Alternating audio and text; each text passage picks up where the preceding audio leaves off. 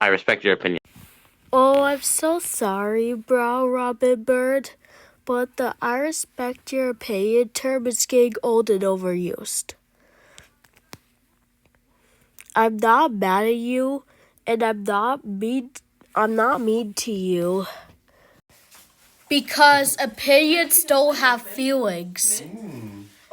And respect means admire something. Not to respect opinions. And also, you could say I am fine with your opinion because being fine with it is just fine.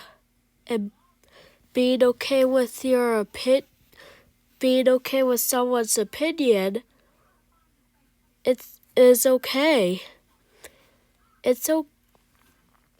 And if you're fine or okay with their opinion, then it's okay. And they will be fine with your opinion too. Because that will be nice.